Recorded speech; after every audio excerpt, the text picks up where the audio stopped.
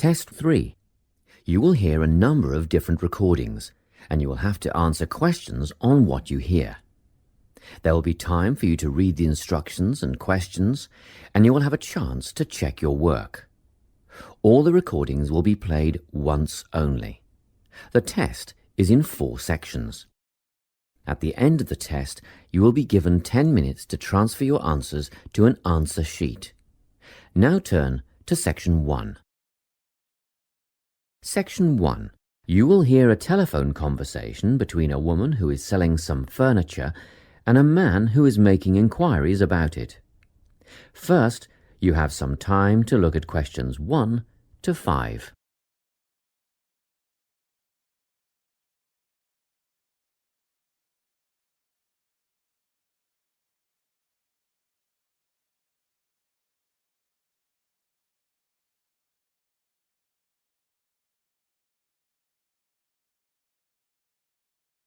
You will see that there is an example that has been done for you.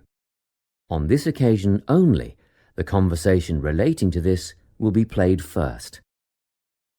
Hello, Carolyn speaking. Hello, my name is Lincoln Faraday, and I'm ringing to see if you still have the bedroom furniture that you advertised for sale. Yes, there are 3 items left. 2 bedside tables and a dressing table. The woman said she has 3 items available, so 3 has been written in the space. Now we shall begin. You should answer the questions as you listen, because you will not hear the recording a second time. Listen carefully and answer questions 1 to 5. Hello, Carolyn speaking. Hello, my name is Lincoln Faraday, and I'm ringing to see if you still have the bedroom furniture that you advertised for sale. Yes, there are 3 items left. 2 bedside tables and a dressing table. Oh, good. They're just the items I'm after. Tell me, what's the construction of the bedside tables? I mean, what are they made of? Well, they're a matching pair and they're made of wood. But the wood has been painted. It's not brown anymore. It's been painted cream. I see. Each table has a shelf and 2 drawers. Oh, and the drawers have square brass handles. Quite modern and quite nice, really. And what about the dimensions? Well, each table is 50 centimetres wide. That's good. Much bigger than that, and they wouldn't fit beside my bed. I live in an apartment where the bedrooms are quite small. What I really need to know is how tall they are. You see, my bed's quite high. 65 centimetres high and 45 centimetres deep. Thanks. Just a couple more questions about the bedside tables. What condition are they in, and how much are they? They're in perfect condition. There isn't a mark on them. I had them painted professionally, you know, so the finish is much better than you'd normally expect. As for how much, I think £15 each would be fair, but I'll only sell them as a pair, so that's £30 all up.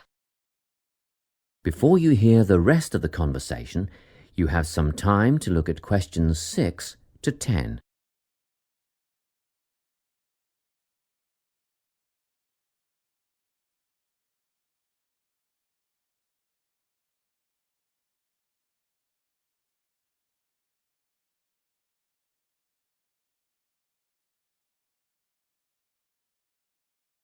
Now listen and answer questions 6 to 10.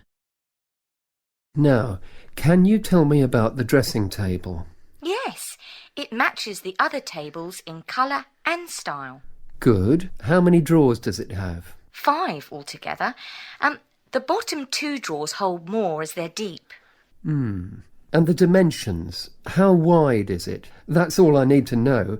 It wouldn't be more than 1.5 meters, would it? Well, just under actually. It's 1.25 metres across. Does it have a mirror? 3. Sorry?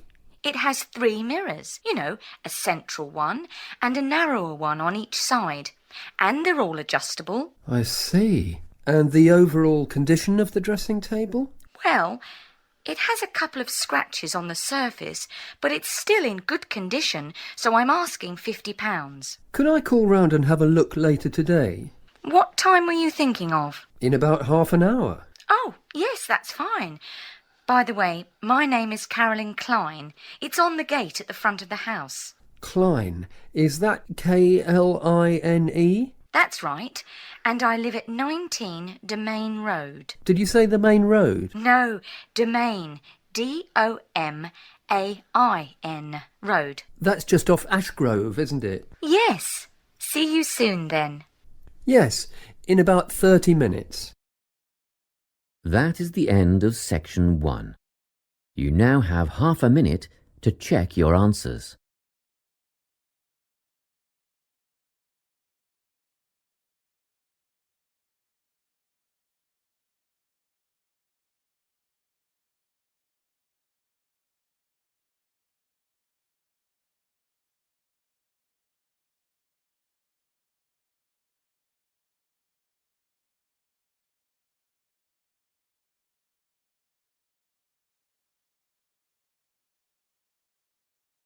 Now turn to Section 2. Section 2. You will hear an employee of the Sports Supercentre giving a guided tour of the facilities in the centre. First, you have some time to look at questions 11 to 17.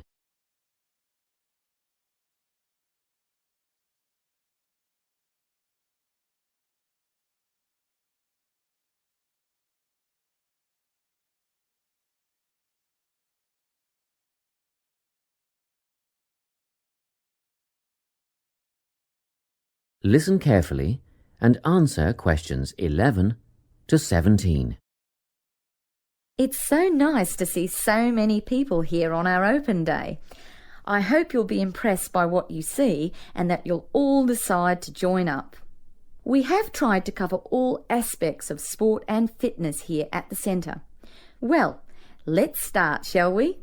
As we're standing here at reception looking down the long corridor, you'll notice the car park on your left, where most of you have parked, asks you to reverse into the parking spaces for safety reasons.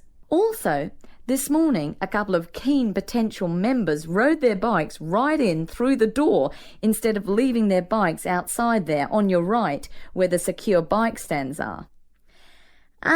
You may be wondering why there are so many mothers arriving with little children. As we proceed, you'll see that this first room on your right is a creche, where you can leave your little ones for up to 2 hours and they'll be expertly supervised while you work out. After the creche, on the same side of the corridor, is the male locker room with showers, spa and sauna. Opposite that, on your left, there's a staircase leading to the mezzanine floor. You'll not only get a great view out over the playing fields, but you'll also find a coffee shop and snack bar selling a range of wholesome food and drinks, protein shakes, fruit smoothies, that kind of thing. We won't go up the stairs at this point. I'll give you some time later when you can explore at your leisure. Most of you in the group are women, so next let me point out the women's locker room, which has the same facilities as the men's, things like showers, spa and sauna. It's separated from the men's locker room by an office which the staff mainly use for administrative purposes. As we move on the same side of the corridor as the stairs, you'll see the entrance to the main hall, where they hold yoga classes, aerobics and so on. On the wall here, there is a timetable of all group classes and it is updated regularly. Now, opposite the hall is the gymnasium itself. Go ahead, have a look. Impressive, isn't it? Very spacious, light and airy with all the most modern equipment. As we continue down the corridor past the main hall, on the same side, there is a conference room. This is mainly used when the centre is hosting a big sports event of some kind. It gives the officials a quiet place to gather and have meetings and so on. You'll have seen the 400-metre athletics track on your way in beside the car park. We have some pretty big athletics conventions here. Well, after a strenuous workout, I bet there's nothing you'd like more than a swim in the aquatic complex. But first, these rooms on our right are all part of the sports medicine clinic, where you have access to a doctor, physiotherapist, massage therapist, podiatrist and even a sports psychologist if you need one. Of course, you'll need to make appointments, but if you have any questions, just pop in and see the clinic receptionist and she'll help you out. Okay, let's go through the turnstile ahead of us. And here we are, in the Aquatic Centre. Turn left, past the pool shop where you can buy or hire goggles, swim caps and such like, and we're outside, poolside. Beautiful, isn't it?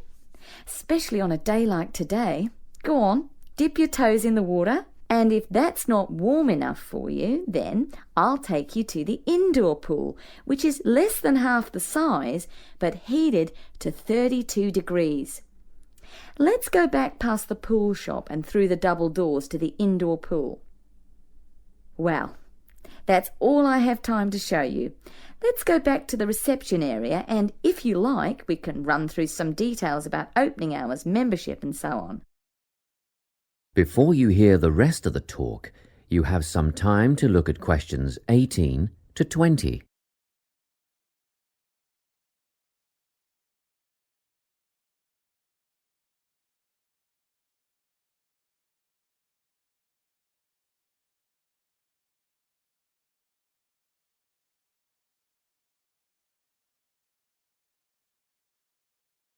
Now listen and answer questions 18 to 20.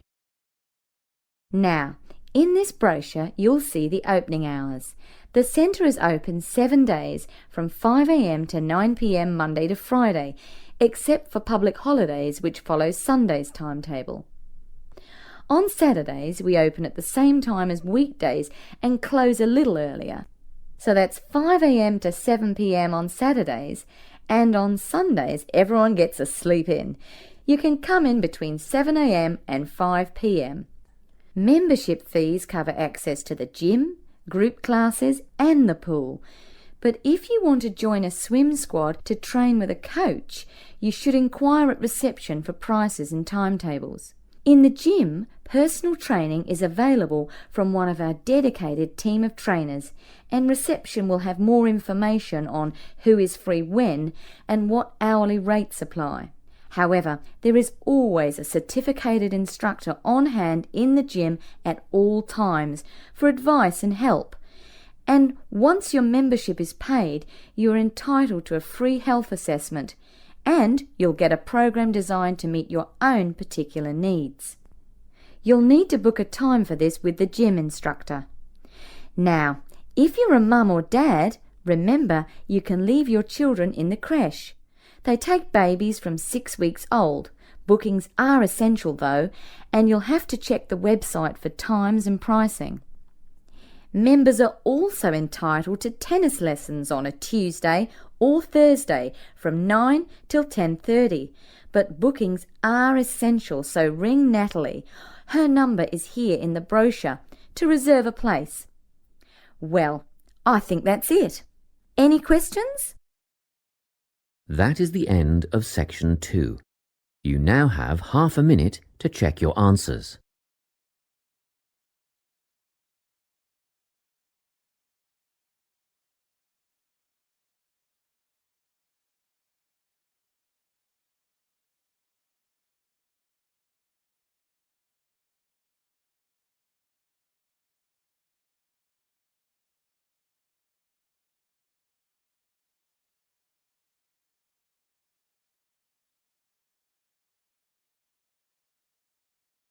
Now turn to Section 3. Section 3.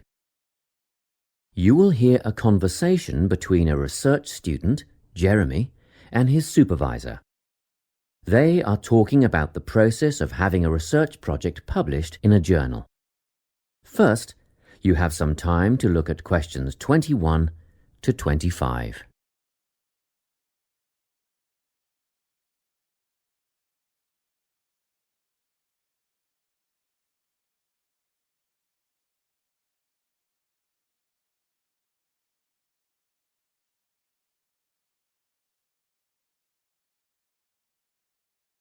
Listen carefully and answer questions 21 to 25.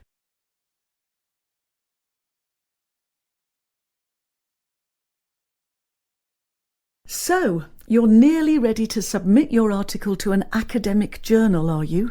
Yes, I think so. I just wanted to go over all the things I need to do before I submit it. And then I wanted to go over the submission process with you. Great. So, firstly, you need to write an abstract. Make sure it's short and concise. Of course, I forgot all about that. And what about key words? Yes, a lot of students overlook this part and just jot down whatever comes to mind. But take some time to make a list of key words that are accurate and relevant. Okay, another thing. Could you have a look at my article before I submit it? Absolutely. Actually, at least 2 senior staff members should always read through a final draft before submission. Do you mind if I give it to Professor Johnson to have a look at as well? Not at all. I'd be glad to have the feedback. Do you know which journal you want to submit to yet? Not yet. I have a short list of about 3 that I'm interested in. Make that decision soon, because you'll need to adjust your article so that it matches the style guide of the journal you are submitting to. I bet that can take a while. Yes, but after that you are just about ready to submit. One more thing, you'll have to sign the copyright form, just confirming that it's your own work, and then you're good to go. Before you hear the rest of the conversation, you have some time to look at questions 26 to 30.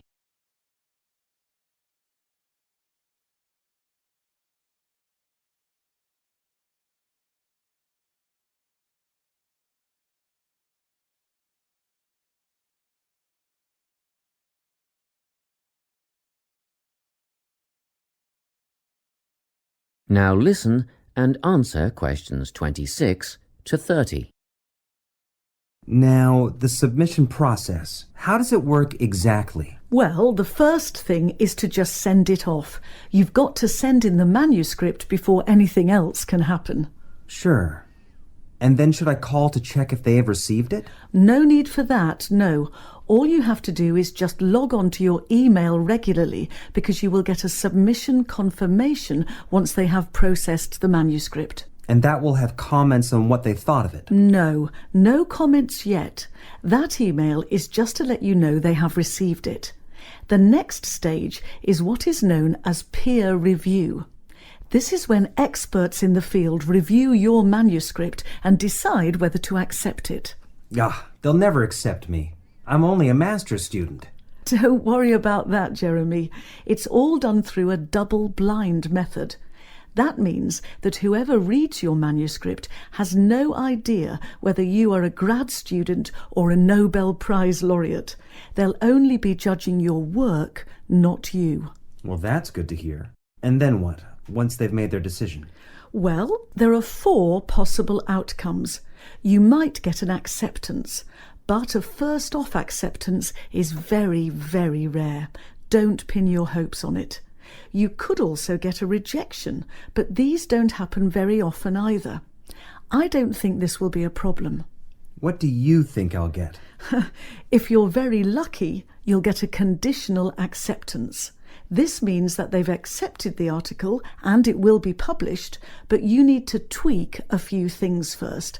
A sentence here, a heading there, nothing major. That sounds good. But to be honest, you will probably end up with a revise and resubmit. This means they are definitely interested, but you will need to rework the paper before it's accepted. The necessary changes will be outlined by the reviewers. Okay. So I just fix the things that need changing and present it again? Yes, but include a cover letter that discusses the changes you have made. The same goes for a conditional acceptance, actually. It helps the reviewers see that you've taken their criticism seriously. That is the end of section 3. You now have half a minute to check your answers.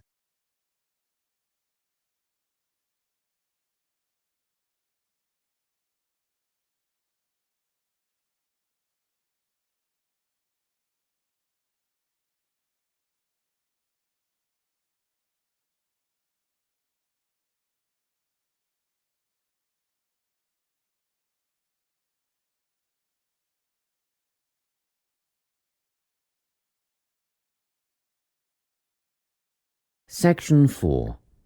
You will hear a talk on the importance of soil in organic agriculture. First, you have some time to look at questions 31 to 40.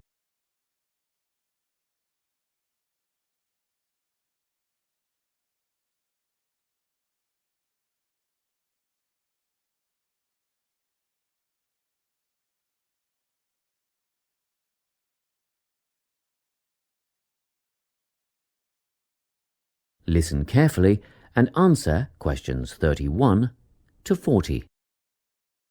Welcome to this talk on soil science and organic farming. Dirt, soil, earth, loam, mud or dust, it doesn't matter what you call it, is of primary importance in the production of food and other crops. Most people think of it just as a substrate or medium in which plants grow, but it's more than that. It's actually a living entity. Or it should be if it's healthy, and human health is affected by the health of the soil. Healthy, living soil is literally crawling with life. There are the obvious earthworms, which burrow in the soil and help to aerate and improve it, beetles and other hard-backed insects, and various invertebrates like centipedes.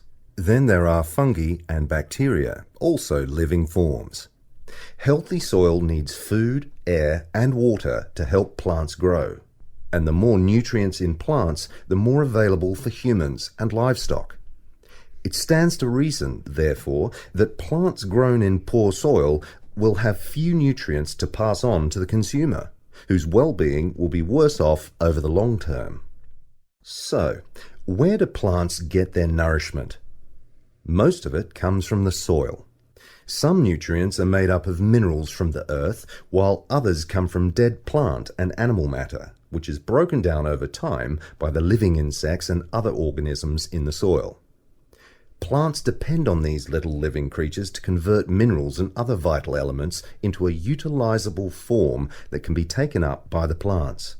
And it's a synergistic relationship. In turn, the plants assist those helpful organisms by releasing sugars and enzymes back into the soil. Before I go any further, let's take a look at the structure of soil. Now, if you look at the diagram, you will see that soil is made up of many different layers. Let's start at the bottom. This is the bedrock under all the other layers. The layer above that is called regolith. Here, the bedrock is slightly broken up, but plant roots don't penetrate this layer.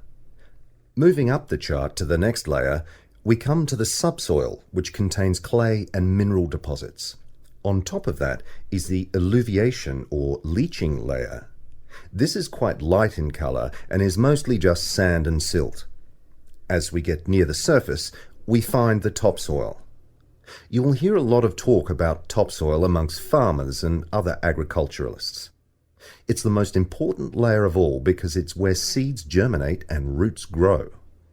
Now, at the top of the chart, you will see a comparatively thin layer. This is organic matter that is still in the process of decomposition. It mostly consists of leaf litter and humus. Just think of the surface of the forest floor, partly decayed leaves and twigs, that sort of thing. As you can imagine, good soil forms very slowly over time, but it can be lost very rapidly through erosion. And, in addition, soil quality can be affected by pollution due to anything from industrial waste to the artificial fertilizers used by conventional farmers, which have been shown to suppress the diverse life forms in the soil. This is why organic agriculture is the way of the future. Let's take a quick look at the conventional system, which is often based on monoculture, the production of a single large crop. It relies on chemicals for fertilizer and pest control. It is also becoming an increasingly common practice to use genetically engineered seeds.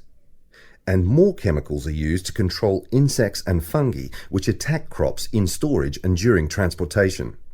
Also, did you know that there is no requirement for conventional growers to maintain records of their production practices? Organic growers, on the other hand, choose the most environmentally friendly options for dealing with pests and disease problems, working towards prevention in the first place. Some of the strategies they employ include alternating the crops grown in each field. as opposed to monocropping. Because different plants add different nutrients to the soil, by rotating crops, the soil is naturally replenished. This can do away with the need for pesticides, because the problem insects' life cycles are naturally interrupted. Surrounding crops with green waste can not only conserve moisture in the soil, but it can prevent weeds from springing up, and it also feeds the beneficial microorganisms. When it's ploughed under, it feeds the soil by building more organic matter. Organic farmers often release beneficial insects as predators, which precludes the need for artificial pesticides. Animal manure, combined with green waste materials, correctly composted to kill pathogens and weed seeds, fertilizes the soil in a way that encourages life rather than suppressing it. And, by the way, use of manure in organic farming is highly regulated. In fact, all agricultural inputs are evaluated for their long-term effects on the environment, regardless of whether they are synthetic or natural. To sum up, organic farming is the only sustainable way of feeding the people on this planet and keeping both the planet and the people in good health. That is the end of section 4. You now have half a minute to check your answers.